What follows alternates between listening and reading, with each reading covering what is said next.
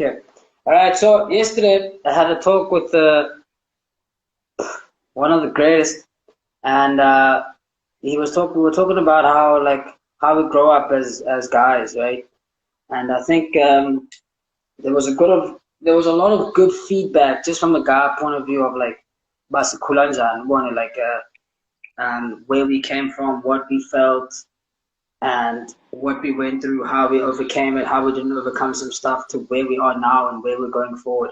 And I think it was very important in the sense, just from besides the fact that we were rapping with each other, I think it was important for like a woman or a girl to kind of see how the thought process kind of goes on or goes by, you know. Mm-hmm. Uh, so yeah, so a lot of girls were kind of like shocked by it. So like we thought like you guys were very like confident and it was always been like that and it's always like like you just seem so comfortable, but there's obviously a lot of things that we kind of just try to hide or try to be all manly about, so today I was like, well then best thing to do now, I think a lot of guys also want to kind of understand like the psyche of a woman. I know it's not easy, but I think it would help in the sense of like trying to explain like how you grew up, like in like say from hello thingy, from like from birth type of thing to about the age of 10, and then like kind of the things that you encountered, the negative stuff, the positive things, and then again from like 10 to about 18, and then from like 18 to where you are now. But we'll take it in increments. Okay. Um, I hope I'm not lagging out too much, right? You're not actually. It's good. Okay.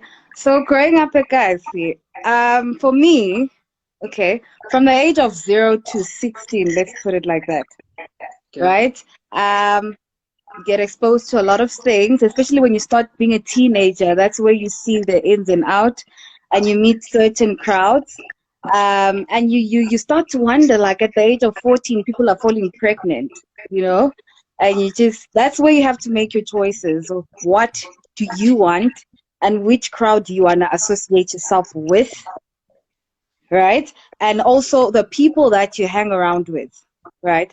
Because now at the age of 16, from the Kasi I'm from 16, you are considered to be an adult. You are an adult because now you have a kid and perhaps or something, and you go live with a man, right? So at that stage, they technically saying, okay, listen, we've done our part. You've decided to do this and that. Here you go. It's not easy. It's not easy, especially if you have friends like that who are gonna influence you to do the things that they do, right? So from the age of 0 to 16, that's where you kind of see and where you have to find yourself of where do you want to be? Where are Okay. you, basically? So Because from the age of 16 to 18, that is when it gets real, okay. So right? then for you, how did you then? What did you encounter in terms of like negative stuff that could have made you do negative things? Like what Okay. do you? So I'd say for me, I didn't encounter a lot because of self-control, honestly, because you'd hang around with a certain crowd, and there's this mindset that they have that a man is a ticket way out, like out of your situation, your current situation. You know, they have this thing, but okay, so this guy is older than me. If he throws in booze and gives me money, people would be going to school with 500 for a day.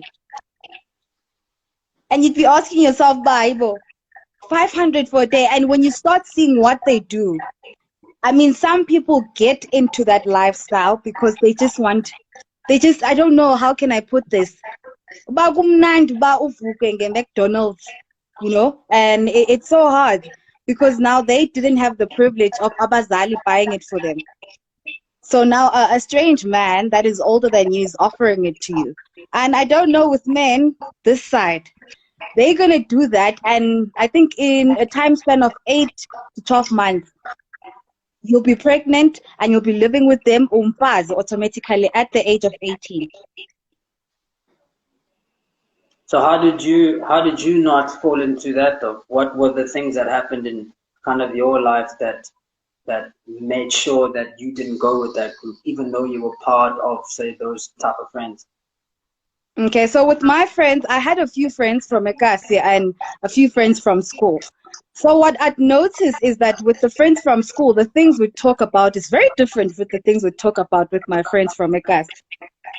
So from there, I was like, I like to invite people like us, and I'm like, no, listen, let's come chill.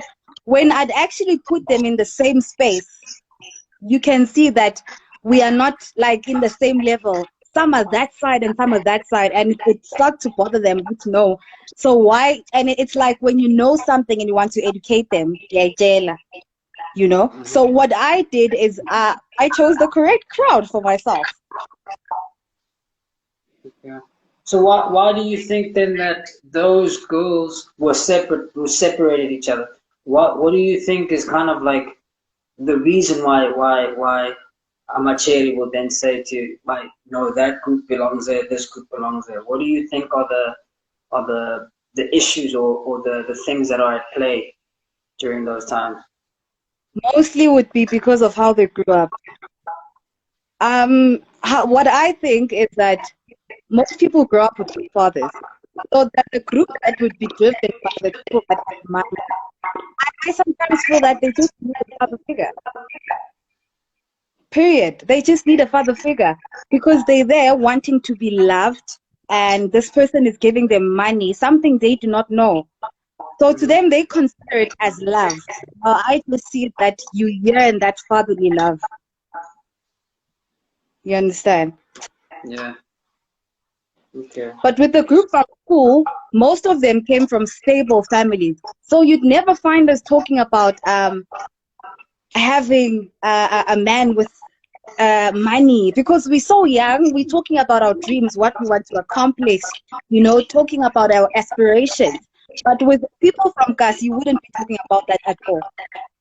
So you're saying stable is in the sense of having two-parent homes, like a mother and father, and then whereas I wouldn't say that because most were divorced, but stable home as in loving family, giving time to their parents actually gave them time and they could vent out to their parents. I think the relationship you have with your family and the ones you love actually helps with how you grow up and how you see things. okay. Your surroundings is important. So you're saying then even in that case, it's like even if you are Ikasa, for example, and you're a woman and you have a father figure and you have a mother figure that's actually there, even if they're like, say, your gran or your uncle or whatever, but having those two kind of different sets of people to nurture you and to kind of guide you as a woman as well as, like you said yesterday, as with a man, that they set you up in the sense of they kind of give you stability of not to go too far left, not to go too far right, but to kind of stay stable and be able to make decisions that are kind of a bit more matured and thought of. Mm-hmm. Yeah. So in a for a woman, father figures then just basically as important as it is for a man. True. True. Because for a man, for a man, I'd say that if you guys had father figures, would a 35-year-old be hitting on an 18-year-old? Hmm. Okay. It So then wouldn't be it's just happening. so it seems as though then it's broken families on either side, where like it's a broken male family, broken female family meet up broken and break each other and then have broken kids and keep breaking and It, breaking. it continues. It's generational. Okay. Because also for girls, if it's okay for my mom to bring in different men every day, Mm. I'm going to see that's the right thing to do, and I start doing it. And it becomes a problem now because my mom is going to reprimand me. She's going to see that I'm walking into her footsteps. Mm. you know, and that's how it becomes a problem. Like, personally, I just feel like our families are broken and we grow up being messed up because now you can't choose between the both of, okay, I want to be this, but endlini, I'm taught this and that, and endlini, they do this. So that means intaba yenza endlini is the right thing to do. Okay. And then between the ages of say 16 to about your early 20s, how did life change then? Towards that, you actually decide what you like. I don't know how to put this, but you decide what you want. Because at that time, that's where puberty kicks in. You're gonna start dating. You develop feelings for guys, and everything is all over the place. And now these old people are hitting on you, thinking that you are flipping 25-year-old. Maybe you're only 17. But then how did you then yeah, so how did you then not fall into the trap then? Like so you're saying between when you're younger and you're getting to about age 16, it's very easy to just, go in and because you have broken families, kind of be persuaded by older guys and stuff, and showing you the wrong way, then the blind leading the blind in terms of your friends as well, kind of also broken, kind of have their own little cliques. But then from about age 16 to about your early 20s, how then do you still survive that? Like what happens then? Because I mean, at some point you're gonna need to date. You're gonna need to see men. How do you then survive those predatory type broken men in your life? With my experience, during those ages, I didn't have much dating experience, I'd say. But how I overcame it, I spoke to my parents. I had a very supportive mom who would always sit me down, like, listen, this stage, this and that is going to happen, and that is expected of you. So now you're like, come on, what are you talking about? And what I did is that she asked me, what do you want to do? She was very concerned of my future at that age because now that is where a lot of teenagers are getting out of hand, and she was trying to avoid that for me. Mm-hmm. Right? So I sat with her down. We were planning on how my future is going to be, and if I were to do this and that would lead to that. So I had to do self-introspection of what I want and which crowd would I want to surround myself with. Mm-hmm. And hence you have to get rid of some people in your life that don't contribute anything. I mean, if the only thing you're thinking of at the age of 18 is going out, drinking, getting men to pay, I don't know, Moet for you and going to rockets and doing all those things, and you don't actually think about your futures and studies, you are with the wrong crowd. Because crowds have a huge influence on what you're going to be and what you currently are. So with your mom, did your mom then grow up with also like a mom and a dad? Yeah. Okay. So then it's kind of like then then that's also like a cycle. It's also a positive cycle. If you grow up with like kind of like a stable base at home, chances are Yeah. you're going to be then also a stable base at home. Even if you divorce or break up, you still have those fundamental parts of, okay, I don't want my child to be, you know, without a family. So I'll kind of then still stick with the father to kind of make sure that we're trying to put her together to be the best that she can be. But if you Mm-hmm. grow up in a broken family, you don't know what it is to have a father figure or a mother figure. So therefore, you just kind of you act what you know, and then you then in turn do the same to your child. So you're acting over like if you it's like the rich become richer, the poor become poorer type of mentality. But if you don't Yeah. know Imani, then you're gonna overspend it. Whereas people that know Imani don't overspend it. Yeah. So okay. And then so you then think that then Ichomi Zako then that kind of then fell off or did things that they weren't kind of proud of. They just kept on living that way in the sense of when they were younger, between say 0 and 16, it was like the norm to be like that. And then from 16 to 24, it was like, well, no one's gonna tell me, to be different or to act differently because they don't know either how to, and therefore let me just continue this going. They basically still stuck on that lifestyle. because they still carry the same mentality. So me subtracting myself from them, you know, as when you sit back and look at the things, just look at everything, at how everything is playing out. You just there like, did I really have to just stick up to this until a certain times before I actually realized that I had to subtract myself from the equation? Mm-hmm. You know, so even now they're still on that mindset that it's the same thing each and every day. So you know, sometimes you get tired as a person. I mean, even you old, I can't be telling you as umngani wakho, listen man, this is the right way, this and that, because people are stubborn as hell. The minute you start coming with that mindset, it's like no was better man, like you have mastered a life or something, and it's not about that, trust. Okay. All right. Wow. Okay. So what I'm getting then is that from yesterday's perspective of speaking to my boy, um,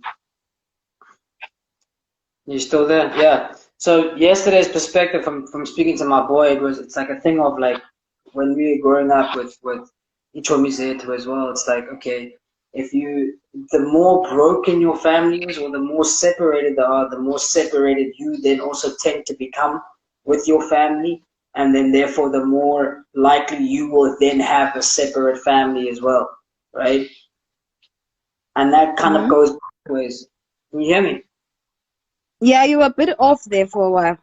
So I'm saying, but now the way that if okay, so with a guy and a girl, ne, you get brought up pretty much almost the same way when you're younger, right? In the sense that you have everything kind of set out for you, ne?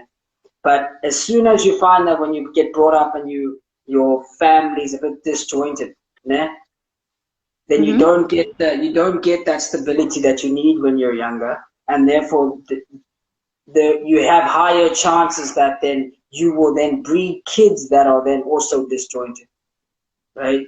Hmm. And there's higher chances that you will then connect and be around people that are disjointed because of mentalities like that, whereby you say, if someone comes to you and says, hey, no, fit suguti, suguti, you automatically think, oh, okay, when you're oh, you're educated and things like that. So therefore, you kind of find that you don't want to be corrected because you feel as though that person feels like they're taking advantage of the fact that they think that you are not cultured enough.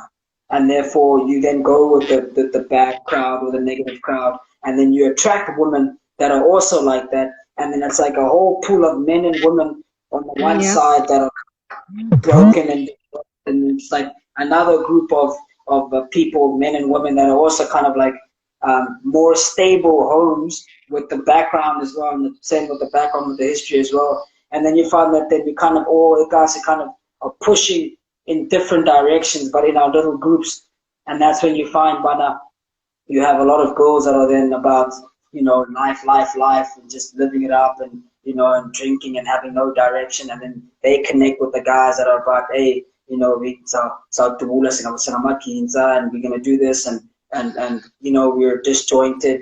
We don't really we like to blame a lot of things on a lot of people, and we don't really take responsibility. And then on the other hand, you have people that are again struggling as well, but seeing it in a viewpoint of, no, you know what, like, okay, I understand balancing, it's difficult. I understand Bana, maybe my parents are divorced, but they're trying to work it out, or maybe they're together.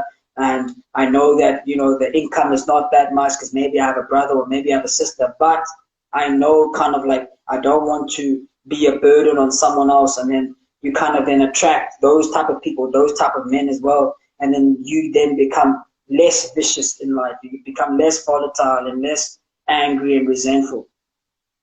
You understand what I'm Hmm. saying? Yeah. And then that kind of translates then into a thing of like, then you have those girls that are always talking about broken men, or about men are trash and men are this, and then you have the other girls that are, kind of attracting men that are like are willing to actually do stuff for them and be mutual. And then you find that this thing is not really racial, it's not really sexist, it's not really class based, it's literally just about how you came about and how you lived and how you saw the world. Hmm. You understand what I mean? because then it's Honestly, like, what I think is that sometimes the blame, let's not put it all on our parents, yeah, right? Because hmm, sometimes you get like the most broken family, but the child actually makes it sure, and builds a very happily and, you know, a happy environment. They have a lovely family. So yeah, sometimes it's what you want, sure. what It's you are difficult. determined to get. It's Because we difficult. can't always be blaming that, oh my gosh, it's generational curses. Why can't you break them? Yeah, yeah. So I think also from what you're saying and what I'm gathering as well from the previous conversation I had with my boy yesterday is that it's not impossible. Like it's not impossible, obviously, to have like a gold come out of rough. It's not impossible for that to happen. It's just obviously less likely. You know, and we're not speaking now about how the outliers, the people that make it from nothing, or the people that have everything and still don't make it. We're kind of still talking about the people, the majority of the people that are in the middle that are like, okay, well, if your family is kind of jointed, chances are you will have a jointed family as well. And I think then, like a platform like this, whereby we kind of let people know whether they're jointed, disjointed, whatever it is, where we can say to them, listen, this is what happens if you grow up and you surround yourselves with these type of people and this type of mindset, and you are that person as well, then chances are you're going to grow up like this, and chances are this is what's going to happen. And now you can say to yourself, no, listen, I know this information now. I can then choose my life. I can then choose to say, you know what, man, like, okay, I know when I'm going out every week and I'm the life of the party and walking around the arm, and I'm attracting guys that are a certain type, and they're just not good for me, and they're beating me up, and I'm saying men are trash, and I'm just so close to having a child, or I have kids and things like that. And the opposite as well with males, where it's like, I'm disjointed, I'm the life of the party, with the wrong arm, yabo ndimo solo data, yabo, like everyone, Omungu kind of is always about, it's always about me. It's not too late as well to kind of be like, yes, let me just stop that. Let me just try and actually look for Yeah. something. Let me try and look for something that's going to use that negative energy that you have, turn it into positive, and then you see what happens then. But what it's very easy to just go about with what you're taught and what you know. Yeah, well, it's much harder, but much more fruitful to go the other way and challenge yourself and challenge your family, and then you find that then you're the mother figure or you're the father figure in your family, and then you're teaching your parents, or you're teaching the rest of the community. But it starts with me. I'll change, I'll act, and then you see Yeah. from that I'm more powerful. Yeah, definitely. So what I think in regards to that, right? I think that obviously you can't change your past, but you can definitely decide what you want to do with your future. Yeah, yeah. So it's It's not about difficult. where you come from, but where are you going as a person. Yeah. So No, it's let's not just blame that, oh my, ndiphume phasi, ndihlala emkhukwini, that means I have no future. I'm just gonna be blinded by these people buying me drinks and giving me money. No. Where do you want to be? You want to be on that same spot your whole life. yeah. Yeah, man. I think You understand? yeah, I think a lot of these things again, it's just the blame game. It's easier to play that match. It's easier to play the blame game match than to blame yourself and then criticize yourself and start inwards and start changing. Because again, like I say, it's easier to just sit back and say, you know what? Well, my mom didn't become anything, so the bar's low for me. Forgetting that the bar is only your bar. It's not compared to your mom's bar. Maybe if you raise your own personal bar, then your mom will see that and try to raise her bar. Because what you're trying to do is you're trying to raise your bar so that your kids can then raise their bar. But if you then keep the bar low for yourself too, then your children become like you. And then you find that we're just a cycle of the same people. Yeah, we're Yeah. raising that. All you have to do sometimes, and a cast is not really a place more than it is a mindset. Because all you have to do sometimes is just wait 10 years. You wait 10, you see the same, like when you grow up, when you're 10 years old, right? you look at your friends, and you say to yourself, oh, okay, well, these are the friends that I have. This is how we are. Cool. And then when you get to 20, you look at the 10-year-olds. They're exactly the same way that you guys were. Then you ask yourself, you grow up exactly the same way, but you have different different challenges with you. And it's like, actually, the challenges are not really that different. The challenges are pretty much the same. It's just that now everyone kind of falls. It's like people, it's like almost like a baseball kind of game where you go to base one, and then when you go to base two, these guys then go to base one. And it kind of moves like that. And we all just interchange the bases, you know? But nothing actually changes in those bases. So that's why you find that then, like, when we were 10, we were looking at our 20-year-old brothers and sisters and cousins, and we're saying that they're the drunk generation. We get to 20 and we're the drunk generation. And then they get to 30 and then they say, oh, we're looking at the generation that has a lot of kids. And then we get to 30 and then we become that generation. Then it's like, clearly this, that we're missing. Yeah, well, how do we just break this cycle? Yeah, well, and I think, again, that cycle, again, is more of a personal thing. Break it for yourself. Break it for yourself, so therefore for your family it's broken. Then once that happens, you're breaking it for your future family, right? And then if everyone looks at themselves and stops blaming the next person and this person and that person and stops looking outwards and starts blaming other people, then things might actually just turn out to be better. I mean, that's the only thing that we haven't done. We've done everything else. We've body shamed other women. We've body shamed other men. We've class shamed each other. We've race shamed each other. We've done pretty much everything. We've fought with each other. We've stabbed each other. Yeah. Yeah. So yeah, we've done everything. We've created gangsterism. We've fed each other drugs. We've stabbed, shot, done everything to each other. Nothing's changed. It's just that now the next generation goes, and then they become even deadlier killers, and they become even deadlier body shamers and all these things, you know. And it's like, well, maybe the one thing we haven't done is actually just critique ourselves and say, maybe the problem starts with me. Maybe the fact that I set goals for myself. I'd rather just live the way that the community wants me to live is maybe the problem. Maybe then I should start setting goals and start waking up and start doing things and start going and chasing after things, you know. And you know, it's obviously difficult, but I mean, if it was easy, everyone would be doing it, you know. True. So yeah, I think a lot of it is very much like a personal journey. You know, get out of the mindset. You know, when you go and you get a job, save that money for once. Don't be the guy that's gonna go or the girl that's gonna go and spend it on booze or spend it on family. Like, save it, and then once you get that, move out, go elsewhere, and then you struggle elsewhere, you know. And then you'll find that when you go struggle there, you'll get braver, and then you'll get more self-confidence. And then when you get there, you do this thing and you keep doing it. And before you know it, once you change yourself, your friends that are chilling there, they'll ask themselves, "Aibo, like when's Inja?" And it's like, I just look at it's like it's a miracle when you do it. It's like it was never possible. Yeah, but then that's the thing, is that as soon as it's possible for you, then you find that someone else says, yes, no, this person not only speaks a big game, but they do a big game. And I know about now, we're both struggling, but they made it. And then you find that instead of inspiring someone by saying things to them, you kind of inspire them by doing stuff as well. And that's a bit more powerful, because then they can see your journey. Yeah, well, then you say, look, bro, come with me if you're willing. It needs to be your fighter.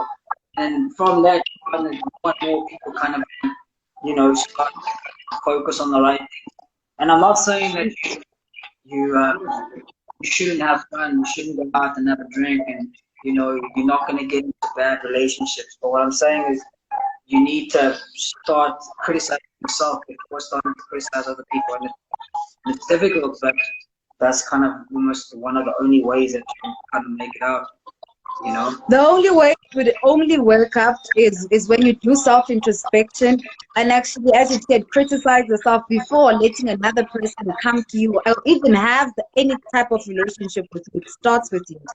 Exactly, bro. Exactly.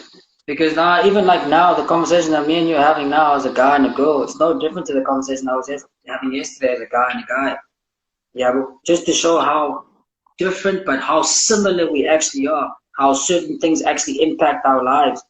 Yeah, because you find Yeah. that a lot of like I can chill with my boys and they'll be telling me, yeah, you know, hey, I'm machiri. They, yeah, I just don't like the way they think, man. They're crazy. They always put me down and this and that. Yeah, and then you go and you chill with the girls and they're like, yeah, you know, men are trash. Yeah, I was pussy, so it's like this and this one is like that. And it's like there's something missing here. Why are these people so adamant that these people are wrong and these people are so adamant that these people are wrong? But not saying, oh, maybe I'm the one that's wrong. Yeah, and then start to fix them Don't take the blame. things. Yeah, yeah, bro. So I think the younger we kind of start to learn these things and to self-criticize and change there, the easier it will be for us when we grow up. Because then when we grow up, we wouldn't have made so much mistakes. We wouldn't have made so many um, difficult decisions. Because again, as a woman, it's very different. You know, as a girl, if you have a child at 16, that child is kind of solely your responsibility. You know, and even if you kind of take it and you leave it with, because you know in our culture, that's just kind of the way that things are. You grow up, you get 25, and you say, you know what, I want to start my life now. And then as soon as you now want to go and start working and work for yourself, your grandma says, oh yeah, by the way, Ina, now here's your child. Exactly. And then that by that time your child's like 8, 9, 10, and they're ready to go to school. And then the fees hit you. And then you look at your job and you're like, yay, I'm just starting a job now, right? And I'm actually supposed to be paying this much money for a child. I didn't budget for this. Or because 10 years ago, you didn't think of this. No one had told you. Yeah. Kind of giving you that impetus. Now you find that then what happens, you then say, well, I can either then continue with this job and then have to pay for the school fees, or I can just say, you know what, I give up. I'm not going to do anything. Let me take this child and take it back home.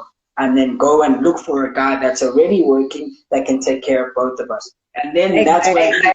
that's where then you start taking abuse. That's when you start to, because it's not about you anymore. You need something to kind of help you.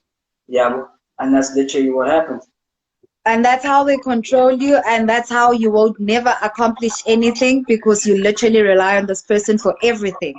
Yep. And then what do you do as a woman? You always come back and say, you are my daughter, I hate them, oh my gosh, and this and this and this. Exactly. Like, okay, cool, like fine, like men are bad. Do you really think it's all their fault? Like you have no fault in this whatsoever. Like you had no say in this whatsoever. Like, do you really think this? And if you think that's the case, that's exactly the reason why you're in the position that you're in now, is because you can't self-introspect and you cannot take a decision for you and say to yourself, listen, maybe when I was younger, I didn't need to do that. Yeah. And then say, well, now this is what's happening. And then now as much as it's difficult, it's still, again, one of a choice that you have to make to say, am I going to go and pursue this or not? How many girls do you know, bro, that have kids that when they get to about whatever you're studying, you can be a lawyer, you can just be working at a call center, you can be a doctor, it doesn't matter. As soon as you have a child or more than one child, all of a sudden you can't even put money on it. You don't know how much that child is gonna cost. Then when you want to live your life at 28, 29 and say, okay, you know what, I want to settle down now, I want to start a life, I want to, and I want to kind of, take this money and send it off to my family. Then your family says, no, keep it. No, I'm done now. Yeah. And then you're like, but this is an expense. And it's like, yeah. It's also about comfort zones. I mean, if you are comfortable, okay, let's say your parents take a child at an early age and then back kulisela umntanakho, right? So you're gonna be used to, okay, I'm getting 4,000 per month. So this money I'm gonna use it, maybe 1,000 I'll give mama to just do the other things for the baby, but the 3,000 is mine. Mm-hmm. But as soon as you now want to do something for yourself and they're like, oh, now mthwalo sis. That is where you're like, oh my word, how will I be able to handle this? As you've said, school fees, school uniform. There's going to be extramural activities that you're going to have to pay for at some point, and that's where you resort to having a man do everything for you instead of you bettering yourself and be like, oh no, maybe I need a degree in something or a diploma in something to actually advance my salary. Exactly. And this gets so even it's worse. About comfort. The minute you're comfortable. Yeah, and it gets the minute even you're worse. comfortable, you're not growing. That's what I've discovered. Yeah.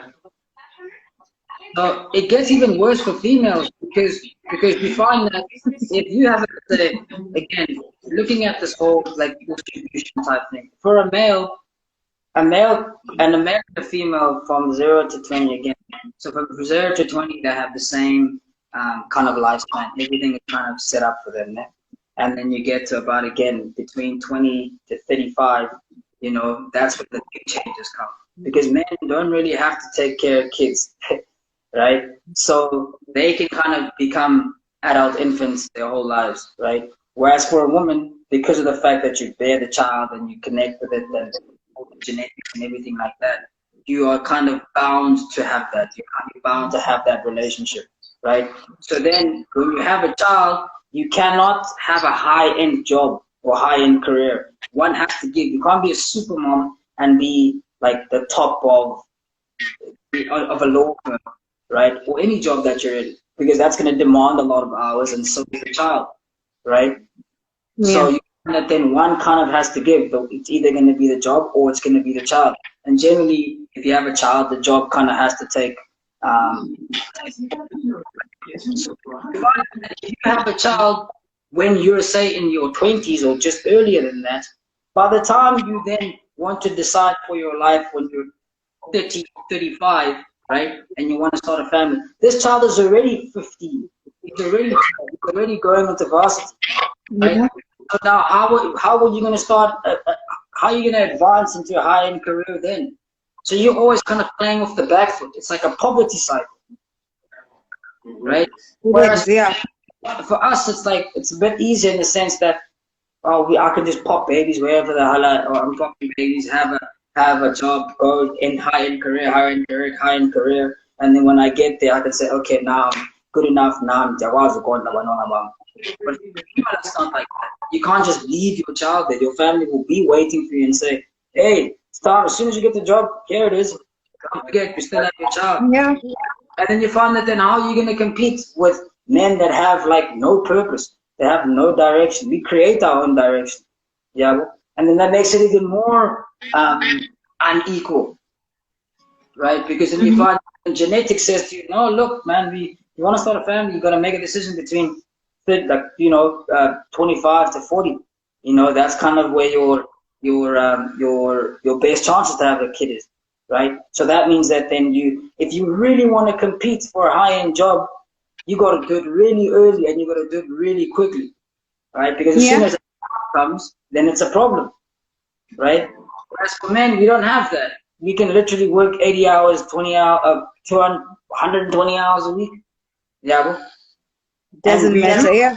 Yeah, and we do. And the longer you work, the more chances you will have then to be at a high-end job because you're there most of the time. Yeah. Then that's how you find.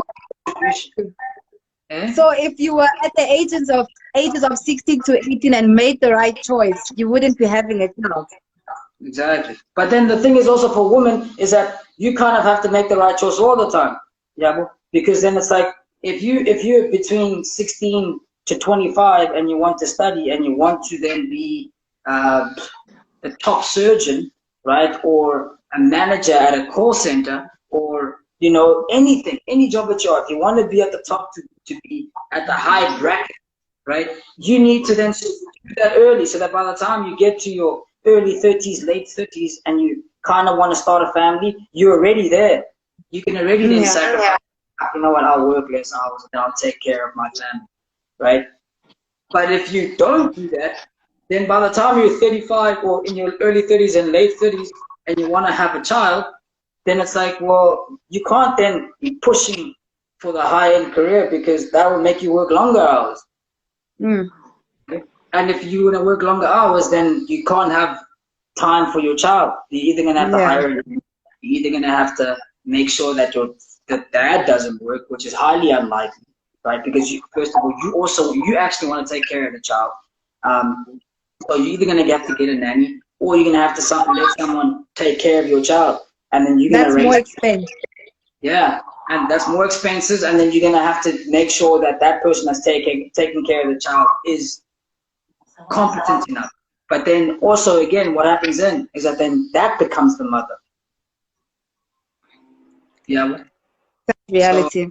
yeah, so these are the things is that, and as much as you can say society kind of is dealt you a dealt women a bad hand, it's like, well, genetics kind of is the issue here.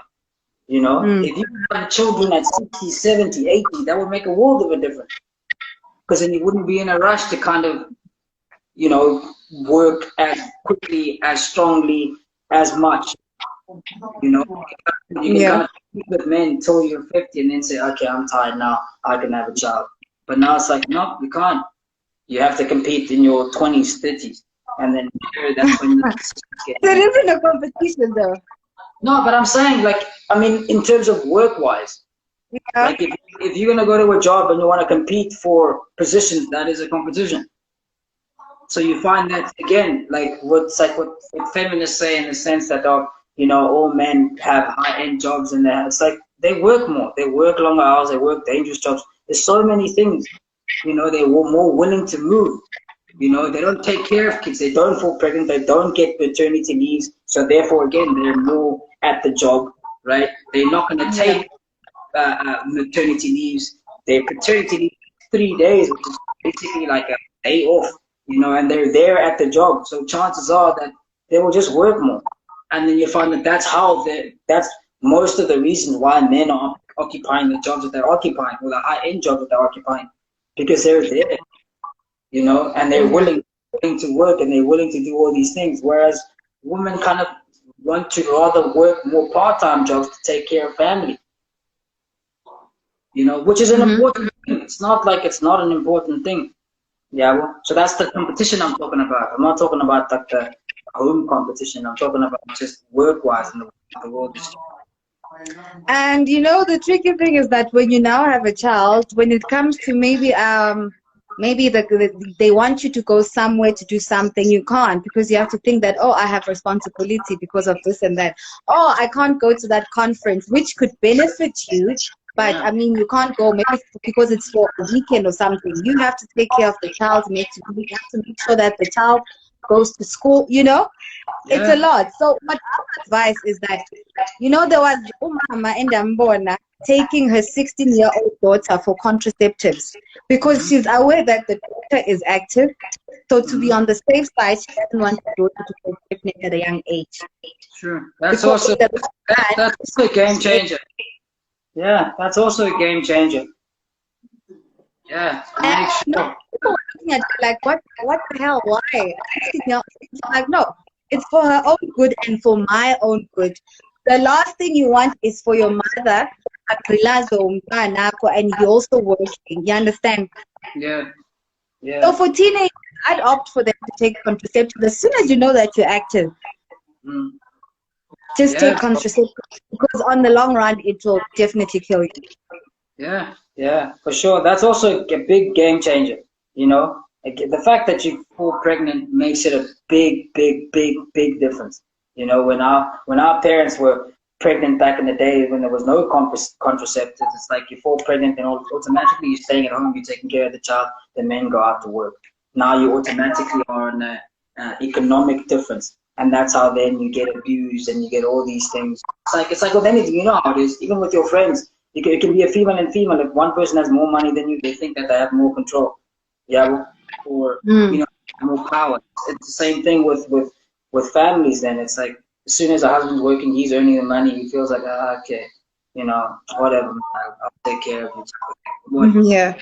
that pill is a game changer. You know, the contraceptives is not contraceptive was a big deal.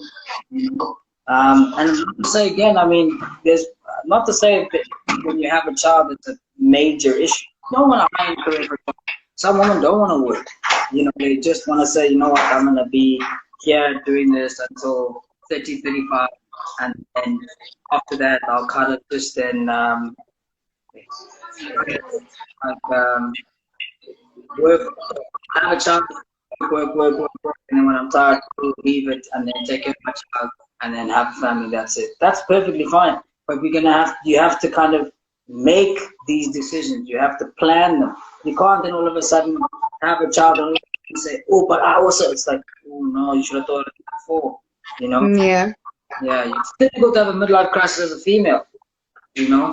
It is. It Exactly. is. Males, it's like, oh, we can have it all the time. It's like, ah, no, I'm 40. I still don't know what to do. I'll try something else. I'll move out. I'll go to another country. It's easier for us, you know. So in that I know sense, the other thing that it's easier for you guys is that let's say when teenage pregnancy, I'd say you make a girl pregnant and you can easily say, no, look, yes, I love the child, but I need to do this and that. So you're not fully responsible of the child. So now it becomes the burden of umama has to provide this and that and that and this. So that's why you get males in varsities finishing off their degrees, going to the high ranks of their jobs. By 30, they're already thinking of retiring because they've accumulated the income that they want. yes, yes, yes. And that's when you find that those differences between males and females and this feminism and talks about gender pay gaps and things, that's where it comes from. Is the fact that men just can't afford to work more hours, more jobs, more dangerous jobs, more high-end jobs than women. It's just the way Yeah. it is from situations like that, and that's why there's differences like that. That's why most companies there's more male, most high-end companies there's more males than females because after a while, females just say, "Look, I can't work 80 hours. I can't work 90 hours. I have a child." I was talking now to this whole week. I was talking to a bunch of husbands that I was seeing. We're just like we're talking about how in the family how they raise kids, yeah. And they were saying like, look, bro, like when the mother kind of goes out with her friends, I kind of stick around and make sure this thing eats, make sure it sleeps, make sure it doesn't die.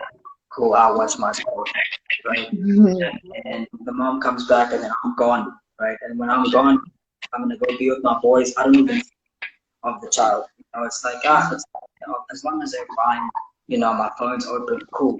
And then you find that when I spoke to the mothers, it was more of like a thing of, even when I'm out with my girls, I have to think about, oh, what is he doing? What's this about? Like, is the child fine? I want to always check up on the child. I want to check up on him too. Like, how is things? Because again, innately as a mother and mother nature, you kind of want to take care of things. So you're kind of not really with your friends. You're still at home, And when you are at home, you are then more concerned about who has this and that and this at school. Are you gonna take? Are you gonna? Jonathan has work at rugby at 6, and then who's so has work at whatever, or Kate has work. Like the whole schedule. Men don't really, not about that stuff. You know what I mean? Like, and again, it's an innate. We kind of like the kids when they're a bit older, when we can kind of play with them. When now we can take them to games. Now we can kind of punch them around and I stuff. was about to say that, but it's never too late for you, girls. You can just rock up at the age of 35 and be like, oh, listen, I'm your dad. Now let's do all the activities we've missed out on. Yes. It wouldn't be such a big problem. Yes, exactly, man. So again, like I said, man, girls have just got to be aware of stuff like that in the sense that, like, you have to make big decisions younger, and I think a platform like this is very good in the sense that then you kind of, this is also the thing I was saying to my boy yesterday, but how many times have you seen it where, say a woman can't find a job, né, and doesn't really know what to do with her life, né? Like, what, and the husband runs out I don't know if I don't know what to do, like in terms of work, and then they get fall pregnant, right? And then after they have the child, all of a sudden they know how to write a CV. All of a sudden they know where to get a job.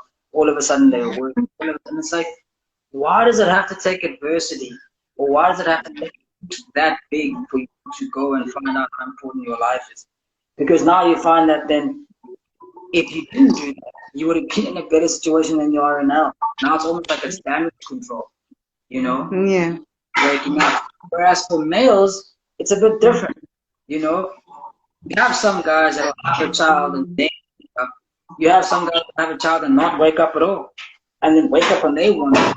So you see how the differences and the discrepancies are with both genders. But again, it's not that, like, just that it's cultural or social. It's very much genetic. it's not like men or women only be able to have kids when they're, or to be fertile before the age of 35, 40. You know, genetics did that. Okay. Yeah. It's not like it's men's fault that women have to bear the kids. It's not like we said we can't get pregnant. It's just the way that it is. Yeah. Yeah. But then again, like I say, then it's all this resentment of pointing fingers and all of that. Mm. I think when they now realize that they have responsibility and someone who's going to be actually looking up to you and be like, Mama, I don't have 1, 2, 3. That's where it kicks in. That's how now they know how to write a CV, and now they can actually put in as much work as to find a job. Actually, they can As now they should realize. when they child. Yeah, because before that they wouldn't like. You can find anyone who doesn't have a child and who's not employed. They're not so keen on finding out, should I get a job, should I not? They're okay where they are. You'd get that you'd help someone get a job, but it's not good enough for them. And then you're like, but what do you have that's good enough for you at this current moment? Mm. Yeah, bro. And I think again, I mean, I know this might sound like it's very much against women with children, and it's not. Like it's literally saying, I'm saying to them like, you need to just make, when you have a child, you know that you need to work hard. Now you're in a situation where you really have to kick on, and you really need to, step up. And if anyone, any gender in life was given was given the opportunity to give birth and it's a woman, a guy would crumble in a situation like that, So it's not impossible at all. I mean, a lot of women have done it, and it's probably those people in the world that have done it, type of women. But it's to understand that it's not, if you can avoid it, avoid it. If you can't avoid it, then know that you're the person that has to take advantage of the situation and try to better yourself and try to make sure that you're the best person that you can be. Yeah, well, because you find that there's women that just encourage other women to have kids when they're younger, yet those women kind of want higher careers. It's like, no, that's not the way you should do it.